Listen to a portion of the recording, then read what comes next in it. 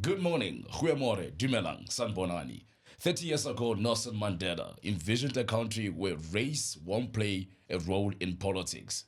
30 years later, we still have political parties that are black-dominated and also white-dominated. Does race still play a role in our politics? Join me as you go through this discussion. Today, I'm joined by the Vryheidsfront Plus. The party has been in parliament for the past 30 years. They are very strong in Bloemfontein, in the northwest, and across the country. In studio, I'm joined by Chriszaan Du Plessis. She is a youth leader, national youth leader of Vryheidsfront Plus. She also holds a degree in human movement sciences. She is also a federal member of the Federal Council. She's also a Free State provincial manager, born in Vanderbilt Park in De Waal. Good morning, Goeiemorgen. Welcome to the show. Good morning. Thank you so much for having me here today. Great stuff. Thank you for taking your time out to come this side. So, Chriszaan, you're a young person, very vibrant. I love your energy. We had some coffee before you joined us here. Let's start here. Growing up as a young person, have you always been a political person, or how did you get into the space of politics? Well, to be completely honest with you, I actually never saw myself in any political direction or in any position inside a political party. I went to the University of Free State 2014. Yeah, 2014 I went there. And then during the whole Shimla Park incident, a lot of things politically happening on campus, I was, if I can say it like that, I was poached by the FF Plus. And that's where my political career began. That's also why I studied something very different than any political specific avenue. And that's where I started. I became the youth coordinator on campus.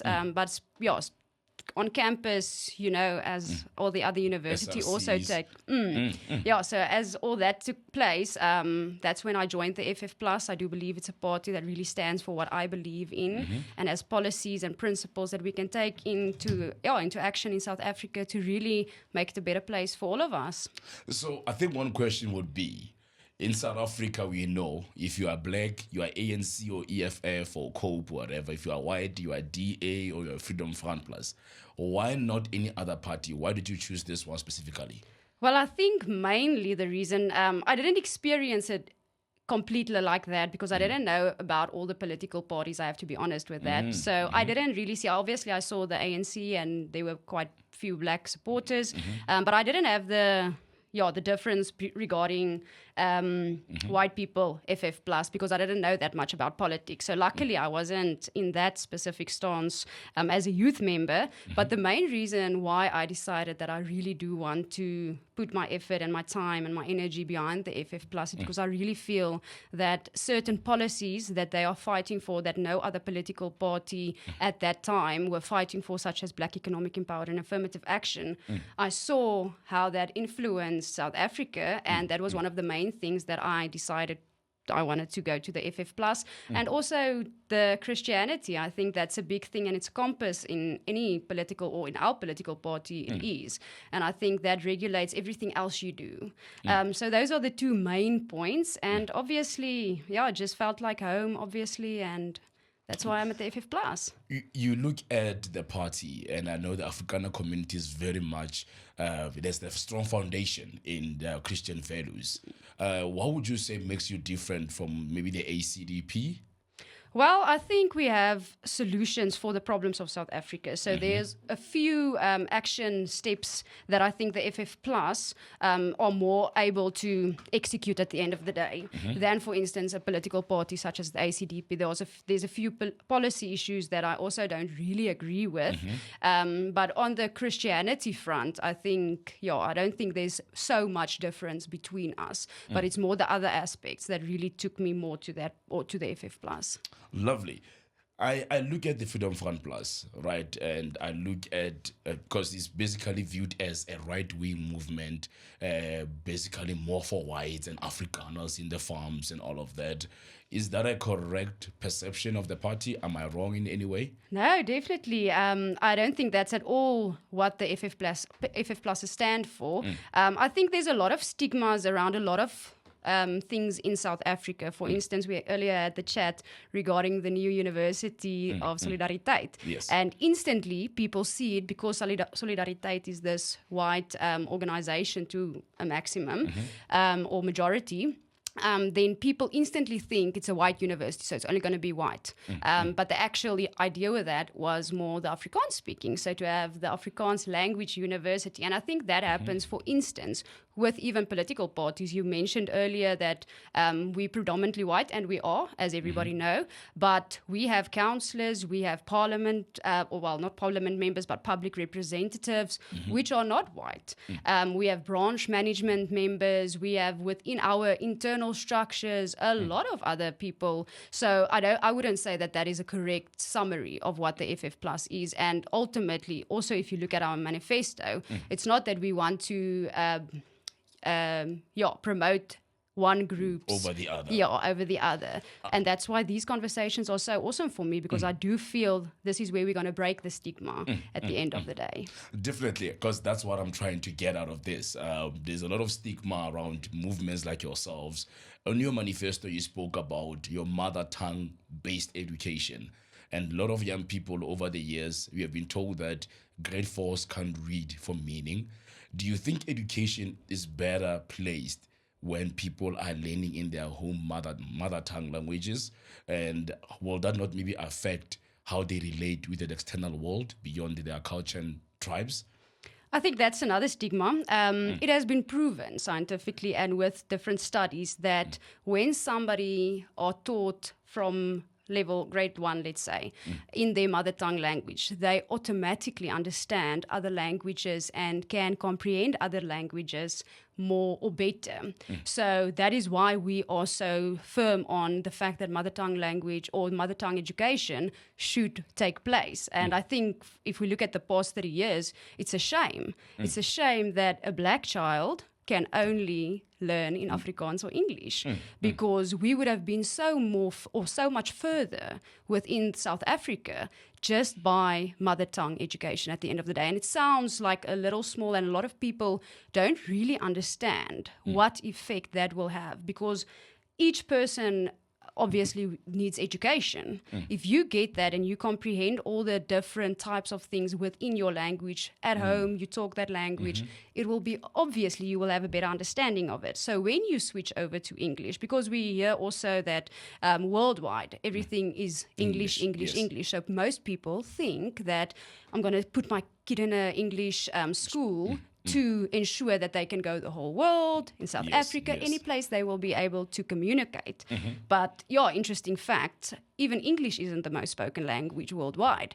So I think really we must go back to mother tongue education for everybody. And that's why I say I think it's a shame that 30 years have passed and still it's just Afrikaans and English. It's bad. So let's say we vote for you and you are the new government of this country.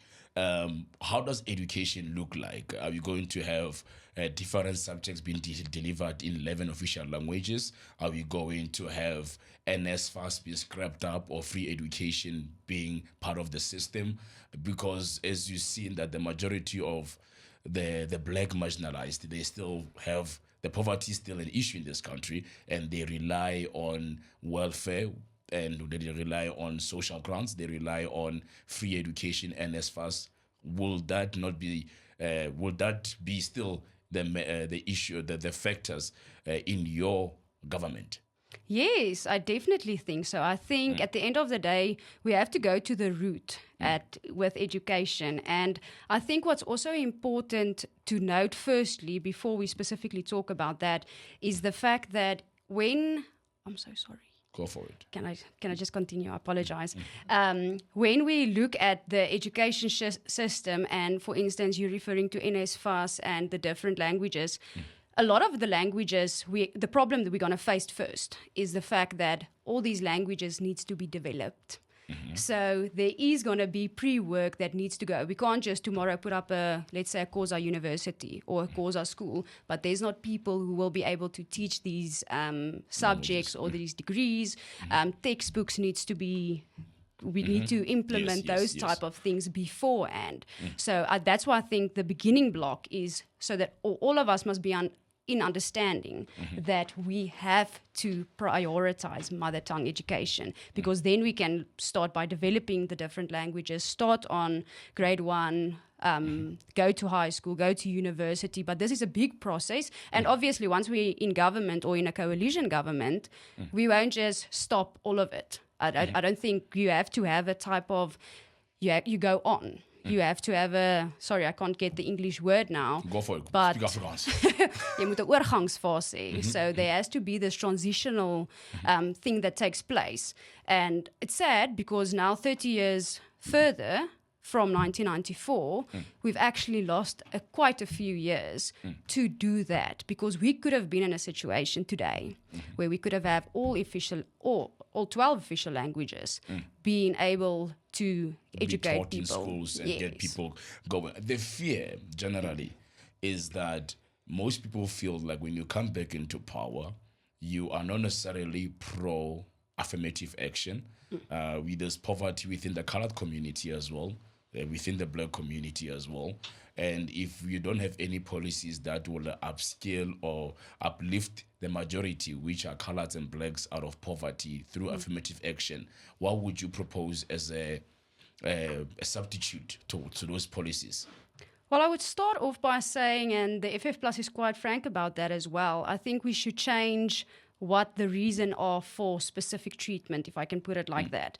And with affirmative action and black economic empowerment, for instance, the reality, unfortunately, I understand the policy, but the reality in South Africa is that it is not benefiting the majority of South African and black and brown South Africans at the end of the day. So we have to revise this policy. It's not working. We see it basically as cadre deployment. Yes, and it's just a breeding ground for corruption at the end of the day, and the poorest of poor are suffering. The middle class are going poor just because of cost of living at the end of the day, and all the root problem usually are black economic and affirmative action. But I do agree. I think there should be a different approach to it, though, because the reality also is the fact that it's not just black people who are at a disadvantage today. As of today, there are white people who are also struggling. There are brown people. So perhaps we should rather look at the social a comprehensive plan. Yes, look at what this person, the individual, and base it upon that. If there should be empowerment, and I do believe there are room for empowerment, obviously. But affirmative action and black economic empowerment, it has proved not to work.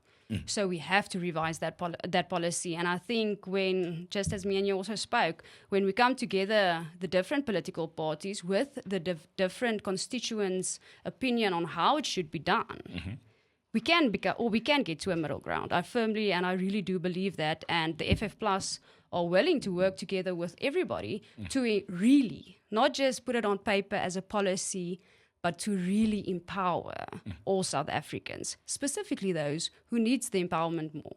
Okay.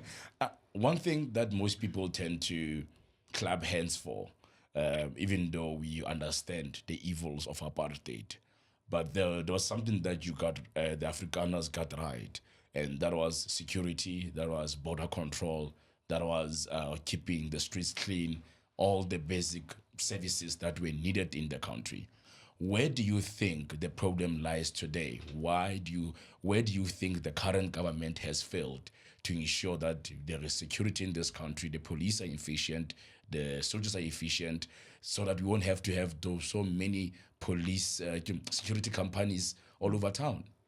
Well, I think if I can sum it up in one word, it boils down to the integrity of people in positions and the leaders, the political leaders, the different departments within government, and even further beyond politics. I think the integrity of people and the way in which people are taking on things in South Africa are not always the correct way due to the fact that they have to fight or die at the end of the day. So I think what we should focus on first to ensure, for instance, the borders, to ensure that no illegal immigrants, etc., come in, we focus on our people, is, for instance, to get the integrity back of the people who are working at the borders. Yes. So that is, for me, the main problem that I would say, or what I think also the FF Plus believe is we should get people there that can do the job, that want to do the job at the end of the day. Because we also have to say, let's take police officers. That's not the nicest job to have in South Africa at this stage. And I want to commend the police officers who are really putting their lives up for grabs for some of these people in South Africa to ensure the safety of them. But I think it boils down, like I said, to we need to have morals, we have to have mutual respect where we can take South Africa further. Because I think we lack that at the moment, and that's why we're struggling to get to each other and to find a middle ground. Our constitution, for instance, refers to unity in our diversity. Yes. Yet we even see on that level Not so much diversity. Yeah, it's not that diverse. So we actually just go in our own. Most people have said when we had a plan of having a unified in our diversity, the Rainbow Nation, some Afrikaners feel like the current government is actually imposing or implying reverse apartheid. Would you believe that? Well, I think if you look at specific aspects, I was speaking the other day to our head of elections, and one important thing that came up for me is I do understand where the statement comes from, reverse apartheid. Yes. If you look at, for instance, people with opportunities. There were some people left behind before 1994 with regards to opportunities, people who really could have made a big change, could have had something done in South Africa, and they were left behind because they were not a specific color. And now, 30 years later, you would think that color wouldn't have actually anything to do with anything in South Africa because we fought that battle already and we're now unified and this rainbow nation. But now it does feel to some people that it is a type of reverse apartheid because look, for instance, let's take a company. There's a road in the Free State that needs to be fixed, for instance. Now there's a tender that's going out. You would say, or you would think that something like race within the company shouldn't have the biggest issue. And yet some people are left behind. If you're not, and that's not even just whites and browns, that's majority of black people as well. If you're not a card carrying cadre at the end of the day at the ANC, you also don't get those advantages, if you can say that, or that empowerment. So that is the problem. So I do understand why some people feel that way. Our constitution isn't written for that, but yeah, I understand.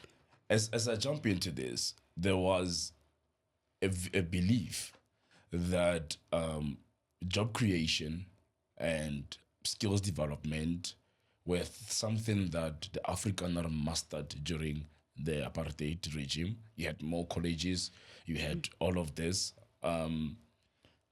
Job creation under your government, people are already saying 4.8 million jobs. Some are saying 6 million jobs. Some are saying we need to create more colleges. What is the Vryheidsfront Plus plan to create jobs across board?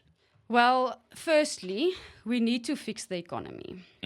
So the government can't make jobs. I know a lot of political parties also in their manifestos they are referring to they're going to create 2 million jobs. Now, any political party can say they will create this amount of jobs. But the reality in South Africa, however, is that the economy really needs to be stimulated. Because at the moment, what is happening is people aren't getting jobs, firstly, and we'll speak also about that, the education, but they're going into the workforce with a lack of education and skills to get a job, because that's the first thing.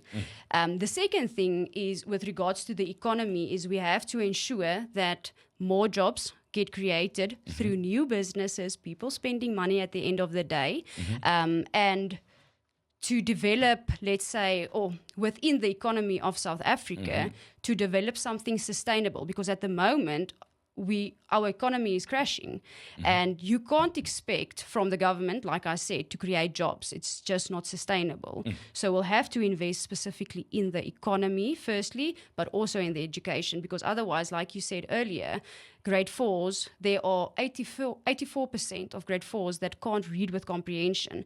So currently that's a big issue, but it's going to be more so a big issue in 20 years' time when those grade 4 learners need to go and apply for a job. So even if the option is there for a job or not, if they are not equipped to do the job, they won't get the job. And the problem is, even in the workforce then, the people or the different businesses won't be able to find proper people to actually come into the job and do the job as it should be done. So I think, the economy, that's the biggest thing that we will focus on. And also when you read our manifesto, we have certain points specifically referring to that, and I'll quickly just talk about them. Let me just quickly get it here. For instance, the labor legislation. Sorry, I forgot that. That is quite important, because even entrepreneurs at the end of the day, there are people that don't get the job opportunity, so they make an opportunity. They want to go the entrepreneurial way. But with the labor legislation and even the administration and the process to do that, it is so stringent on the people and the young people especially, that halfway through they give up. And that could have been another 5 jobs being created if it was successful. So that's the first thing. And then obviously unfair labor practices. We think that is very important. And then comes back to BE and affirmative action, but to abolish, at the end of the day, transformation targets and focus more on the actual job creation and the development instead. Like I said, we need to invest now in our youth, and not your 18 and up, literally your young people on high school, etc., so that they can go into a workforce and actually be good. And then at the end of the day, create a favorable environment for job creation through government policies such as Black economic empowerment, that is at this moment hindering it, because there are people in certain businesses or certain companies would like to appoint people. And we see that even within departments, within municipalities, where just because somebody is not the right skin color, the position doesn't get filled, the job doesn't get done, and it creates more problems. So that is the main takes of the FF Plus regarding job creation, and it's a big problem, unemployment. There is also in your manifesto where you support more of a community-based type of governance, where you want less government intervention or less government influence. The community must govern themselves. And you also support the Cape exit, where people of Cape Town now that say they want to be an independent country. Please take me down to that. Isn't that somehow trying to create a safe haven for Afrikaners while you are leaving us to die in poverty? No, not at all. I think that's another stigma where I think we need to understand, like, for instance, with self-determination, the Cape exit. There's no color to this. It's community-based. So when we say we want to decentralize governments, or, for instance, the community has to have the say, that doesn't just include, I know people talk about Oranje, for instance, but that's not the idea. I was coming there, yeah. Let's take, for instance, Bloemfontein, where I lived. So I live in an area called Langenhoven Park. And the FF Plus say that the Langenhoven Park people should be able to decide and govern Langenhoven Park. And that includes brown, black, and white people. There's nothing to do. We don't want to segregate, but there's communities who think the same or feel the same, think the same, would like the same outcomes, those type of things. And that's where we're headed, because at the moment, from a national level, we are said to do everything a certain way. But the reality is the problems in, for instance, Bloemfontein is not the problems that there are in, for instance, Soweto or Eastern Cape or wherever. So that community knows what's best for them. Let's leave them. And at the end of the day, let's take a councillor. Would you feel comfortable if your councillor didn't live in your ward. How will that councillor or that person know what the problems issues? of that specific place are if they're not living there? And that's what we're saying. Take the people. We're not saying just certain people must be the leaders or the governments. Let the people of that community decide how they want things to be run. Obviously, within the bigger picture, it's not going to be everybody for themselves, and we're going to have little governments. It will all there will all be fall into the bigger within picture. the constitution. So you're looking within the federal system in a way. Yes. So in that fashion, you look at Cape Exit that you support, and Orania. I'm sure some of you support Orania, right? What makes it different from your proposal of a community-based, self-governed, self-determination, which is something that Cape Town wants to do, Orania has done already? Isn't that pursuing a situation where you have this group of elites living amongst themselves, self-sufficient because they have the monies, they have everything, then they leave the majority poor and still fighting on the streets? I think at the end of the day, the outcome or the idea with it, like I'll start off, we do support Cape Exit because it's a form of self-determination, and that is one of our most basic principles and what we are fighting for at the end of the day for everyone. But I don't think people completely understand, because now we're thinking, let's say Cape Town. So we see a Cape Town having a lot of money. So when Cape Town is going to be circled off or whatever, then all of the money is just going to be going to Cape Town, and the other areas won't, for instance, have money, etc. But that's exactly the opposite. So if, let's say this area, if we are here and everybody in here pay tax and give their part, then that will self-sustain them. Obviously, how can I say this? Obviously, not everybody is going to, I don't actually have to say this. Nie elke liewe gemeenskap gaan dieselfde hanteer word nie. Want at the end of the day, they will do what they want to do, the community. So I don't know if it is answering your question really. You are answering my question, but I think the fear or how apartheid was normalized was on the idea of self-determination, right? Let the Tswanas be grouped in Buputa Tswana, let the Zulus be grouped in the Zulus, decide your future. But then these people are left in their corners, and the wealth of the country is concentrated on this particular group. And then therefore what you end up having, you just end up having those Bantustans as labor reservoirs. But okay, Buputa Tswana was somehow progressive in its way with different projects, but other Bantustans were struggling. Whereas I had a lot of immigration of people coming to the Johannesburg, the Transvaal at the time.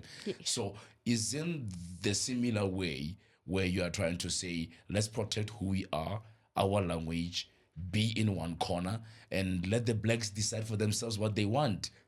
Yeah, but that's the problem. It's the idea with self-determination is not based on skin color or it's not. That's not what self-determination at the end goal doesn't look like. That we don't see specific groupings of people there. It's area based. Yes, it's more the community that are coming together, obviously in line with a national constitution, which will at the end of the day regulate. For instance, money. Let's take finances. There's certain parts that need more finances than other parts of South Africa. But just because, let's say, there are people from overseas, like Cape Town, so there will be more money allocated, if I can say it like that, but that sounds strange. But the idea is beyond color. It's more communities and people with the same culture and language and outlook on life. But I can confirm that the idea with self-determination, and once again, there's so many forms, that's the end that I don't actually think the in-between, we're actually already busy with self-determination. Let's take, for instance, buurtwagte. Sorry for my Afrikaans once again. But that's a form of self-determination. Within a certain area, people coming together and doing what they want in that community and what is best for that community. But also, it fits in within the broader South Africa. So I hope that makes sense, yeah. No, it makes sense. I think what you are saying is that you are looking at community-based regardless of color, but you are looking more of an independent approach to say, this is our issues, this is what we need to do for them, and only us can be able to deal with these issues, not necessarily to say that government has an aerial view of all the problems in the country, right? Am I following you right? Let me just one specific aspect. So obviously, it's not just, it's more a point of they have to have a say. So the community needs more say than the government about it. But obviously, when you're in a government and you have more than one specific grouping or community, there has to be a middle point. This one just can't do what he wants to do, and that one go and do it. It will never work. It will be chaos. Yes. So that's not exactly what I'm trying to say. It's more within the system, but they have more say than they currently do now. Okay. Because at the moment, communities are just being said, you should do this because we say so. And this is what it is? Yes. Okay. So I think one thing that most people would look at Vryheidsfront Plus and they'll ask the most important question. We have seen a lot of people being evicted out of lands. Some of these lands, they, like Julius Malema who has said, occupy those lands. We have seen a lot of shacks being built around Johannesburg. Clearly, there is a need for land. And sadly, people can't afford land now based on the value of land. And how would you, as a government, ensure that people have access to land? I think before going to the point of land, we need to address the issue of why people think they need land and when you speak to people on ground level regarding I want a piece of land and why, the actual problem is housing. People want houses and an area that is theirs. So that's the first thing. The Vryheidsfront Plus, however, is very outspoken with regards to we shouldn't just take farms with a nil compensation. We see that as stealing. And at the end of the day, there are certain agriculture land, for instance. There are land that might seem as if it's not being used. But to ensure food supply at the end of the day, and that's now just the farms, food farms, those type of land. We don't see that as a solution. At the end of the day, do people need a piece of land or do they need food to survive? And like I said, housing should be at the top priority for people because it's a real problem in South Africa. And then the second thing with regards to land is there must also be a type of, for instance, let's take current government land that is available. Why aren't the government at this moment trying to then, let's say, build people up? Let's say they want to farm, for instance. You need a piece of land to farm. Yes. So these people needs to be developed. They need to be educated to ensure that piece of land, at the end of the day, is effective. Yes. I think the counter argument to that would be 1642 or 1652, when Jan van Riebeeck arrived here, he didn't have land. There are a lot of kings that were dispossessed of their lands. And now when you want our land back, we have to pay for it. Secondly, there is government land, which I'm willing to concede that is not being used at all. But then I think the problem becomes to say land is wealth. And most people are wealthy in this country because they own land. And all they have to do is lease or farm, whatever. But once we have land, we have generational wealth. And maybe that's where most people feel like if you don't have land, we are just going to become laborers and die poor or live on salaries, but don't have any access to wealth as you know it. Well, I think, firstly, land doesn't automatically imply Wealth.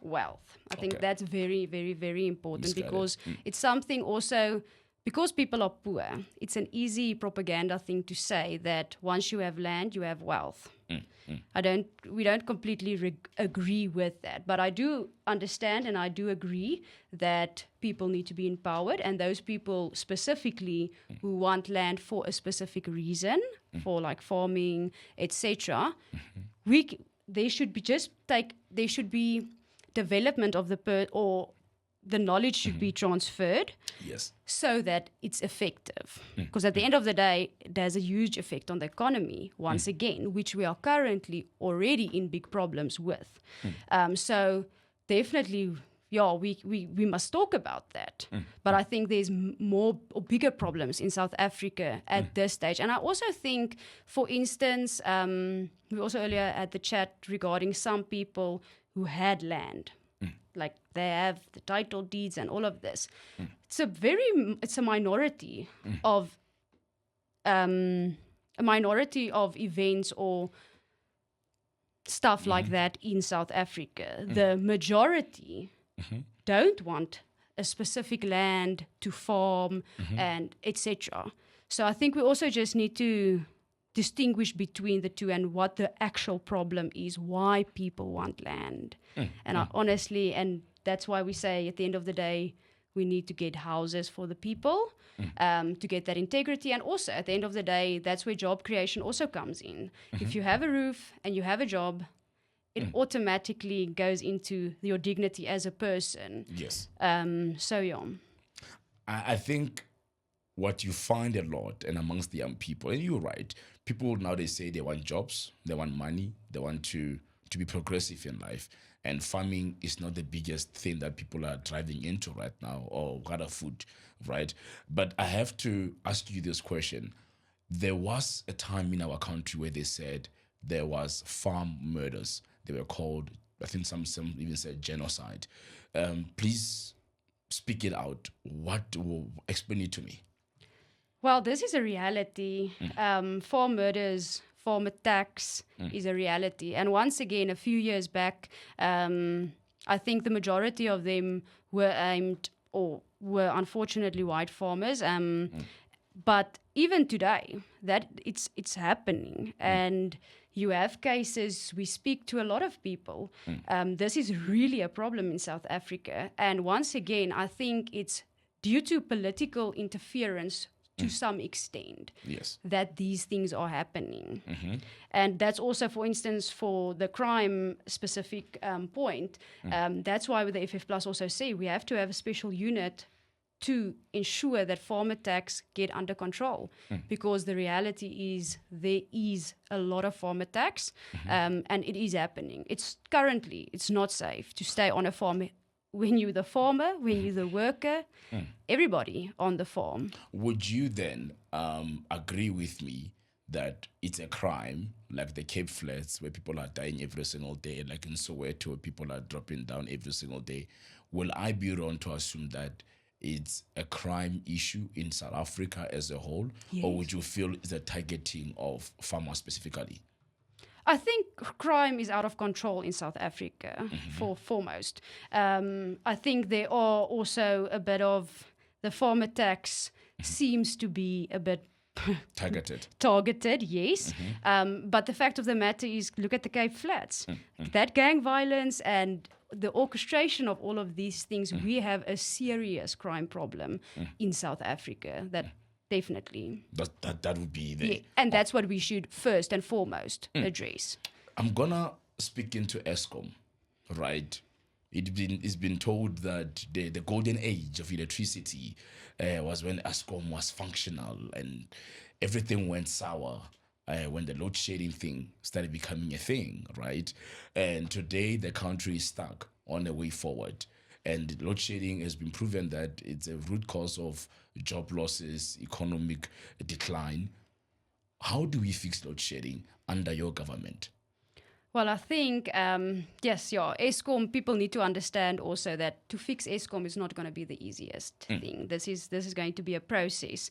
But if we look at, for instance, the people who run Eskom, the people who are supposed to do the job, that's the first thing. So policies automatically come up into my mind, such as Black economic empowerment and affirmative action, because there's people at Eskom that aren't supposed to be there, unfortunately, because they do not have the skill. They lack skill, they lack knowledge. So that's the first thing. We need to ensure that the people currently at Eskom, the people who are appointed, should be able to do the job. Then the second thing, and once again, more but Black economic empowerment, is the fact that the amount of money that goes through Eskom is ridiculous. We shouldn't, for instance, light bulb. We pay currently, or there has been evidence where a light bulb, which is usually 80 to 90 rand, gets paid for at Eskom, supposed to be quite cheap, 80 or 90 rand, they pay 800, 900 rand per bulb. So that's also the corruption within Eskom is very big. And then lastly, but to get the power grid up and running again and to maximum potential is the infrastructure. And that's also something, and that's for years it's been left out. Your manifesto speaks of privatization and allowing independent power producers. Will that be the solution? Definitely. Will that make the electricity more accessible? Do you think the competitive market around power will make things easy? I do, definitely. It's sad, let's talk about Eskom as it is now. They always say, for instance, a monopoly is not supposed to run out of money. And yet, the only monopoly that has is, for instance, Eskom. So definitely privatization, that is the solution, we think. And it's because of that, there's then healthy competition. So, for instance, you can't ask 200 rand per unit, for instance. If there's somebody else that are saying we can do it for 60 rand or whatever the case they now may be. So competitive will definitely be good, and the privatization of it. And I think at the end of the day, as well, the government has a few other things that I think they can focus more on. So where South Africans, because that's ultimately we are asking South Africans, and we as South Africans need to jump in to get to the solutions or to make the solutions work out at the end of the day. So privatization, I think, will be one of the best things for Eskom at the end of the day. Most people would say you are a party that is promoting or focusing on protecting what they call white privilege or the wealth of the whites. Some would assume that no, it's a party that tends to protect its history, heritage, language, and who they are, right? Embracing the Afrikaner history in this land. Some people would say, is the ideology still relevant today? Do you still have a lot of young people who embrace Vryheidsfront Plus? Or do you find that most young people, because I think in the in the black community, you find those who are moving towards the DA, moving a little bit from color-based politics.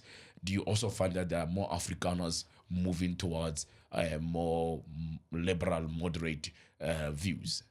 Well, I think firstly, the FF Plus, when you, for instance, join the FF Plus, that's not really the vibe you get. As a young person, when you walk into a meeting, it's not just white people. So you see everyone. So there's not this, we have to protect the FF Plus and the white people. The farms, At the end of the day, we want the best for everyone, because we know when everybody is doing good, obviously the country will be doing good. So no, I think that's a big misconception. And the people joining the FF Plus are not your radical, your racist. It's really not the type of people. And I work with FF Plus members daily. These are not the type of people. The people that come in, if they are, let's say, radical in that sense, they usually do not last very long because we are so firm on we are here for all minorities. That's the first thing. And obviously, let's say in one of our meetings, it won't really go well when we just focus on the Afrikaner because the other constituents are going to stand there and be like, but we are here. So it's a misconception that is how it's functioning, even within the DA. And I understand why people are, for instance, black people, why they would go from the ANC, for instance, first to the DA before they go to the FF+. But I think it's because people are seeing political parties with a specific face or a specific color. And rather what we should do is talk about the policies of these parties, because I speak to a lot of black members and or people that's not even members. And once you speak about policy and the effect that certain or some political parties, effects that they have in parliament, the way they vote, based on their policies.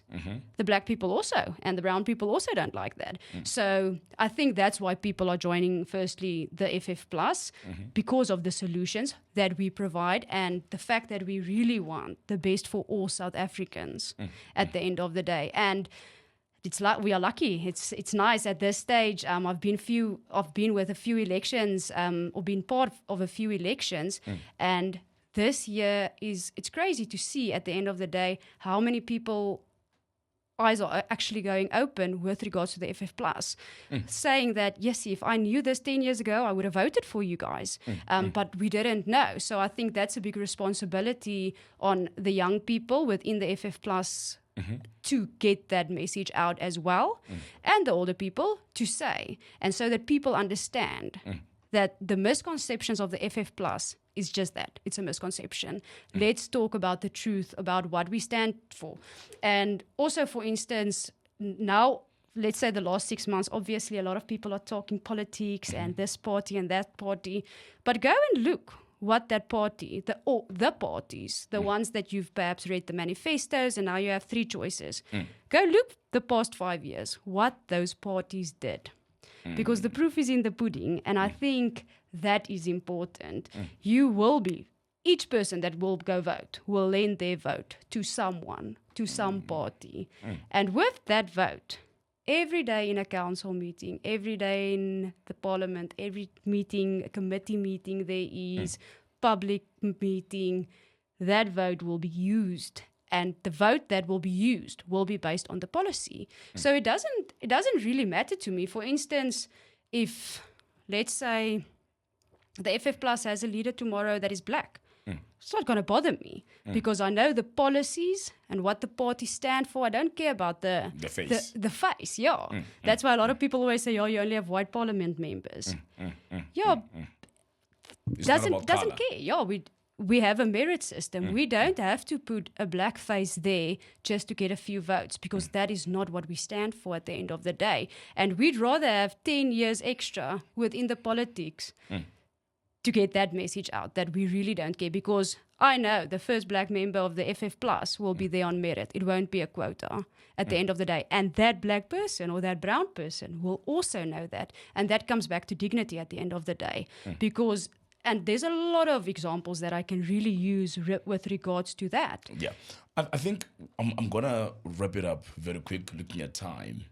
I'm a young person in South Africa, and I have my ID. I'm ready to go and vote. Why should I vote for Vryheidsfront Plus? Well, firstly, I would say the FF+, and please do go and read the manifesto. Every listener as well, if you want, or you're considering the FF+, read the manifesto first and foremost. But the FF+, the reason I will be voting, let me tell you my reason why I will be voting for the FF+, is it's a party that has a manifesto based on a building plan to restore and rebuild South Africa. And they are quite frank. The FF+ is quite frank about the problems that we are facing. And we're not making empty election promises such as we're going to give you land or we're going to create 2 million jobs. We're giving effective solutions to repair and rebuild South Africa at the end of the day. And that's why I will be voting for the FF+. And I can Go through the whole manifesto. Yes, I can give you my whole manifesto. And that's why I will be. And I think if you are unsure, please do go and read the FF Plus manifesto, because I really think that it's currently the only political party that are thinking of very rebuilding, restoring. Yes. They're not necessarily giving you promises, by looking at the way forward, how to rebuild, how to restore, and move towards prosperity. Last question. If you were put in a corner to go into coalition with the ANC, EFF, or even the MK party, will the Vryheidsfront Plus take that opportunity? No, the FF Plus will not do that. We're quite outspoken. We need to have the ANC and the EFF. Look, the MK party, we don't know if they're going to have seats. So don't think we have a decision on that, but I also don't think that we will, or we won't go into coalition with them at all. But no, we would rather be a strong opposition than go in coalition with them, because our policies, it's just too far. We're not going to get a middle ground. And at the end of the day, they had 30 years, for instance, the ANC. Why would we go in coalition with them? I hear you. So that means you not going to coalition with them is based on you don't share the same values, you don't share the same ideologies, therefore you can't work together. Well, with the ANC and EFF specific, yes. I think we won't be able to get a middle ground. And with the ANC, they've proven that they can't govern. So why go into a coalition with somebody that's been proven that they are not ready for governance at the end of the day? But I have to say, there's other few political parties that IFP, I know. Yeah, so there's other policy things. There's never going to be. Otherwise, we'd be in the same party at the end of the day. We'd just amalgamate. But it's basically the policies, the ways, the values in which that party operates that won't make it possible. But for instance, with a party like the IFP or the DA or the ACDP. Yes, then that's why we have the multi-party charter, to save to our voters. Because a lot of voters, that's also very important. Coalitions probably will be the solution. The solution. And that's something that the FA Plus has also always been said for years now. We've been talking about coalitions because we understand what power does to a political party. And we've learned out of history. I think the promise that we are making to our constituents and the people who are voting for us is to say that we will not use your vote and go into a coalition with the EFF or the ANC, or for that matter, a party like the MK. The multi-party charter. Yes. It's a combination of parties that are united on common values, who are really looking forward to changing South Africa towards being a better place. I think that is the position of the multi-party arrangement, to say, get all those parties that share the same values under one banner. Let's form a coalition to take South Africa out of where we are. So I think, am I wrong? Am I right or wrong? I would just like to add with that, I think what's important to note with regards to the multi-party agreement that there is that the understanding under the political party, so it's not an amalgamation, we're coming together, because we have to also state that at the end of the day, we don't know what the election results is.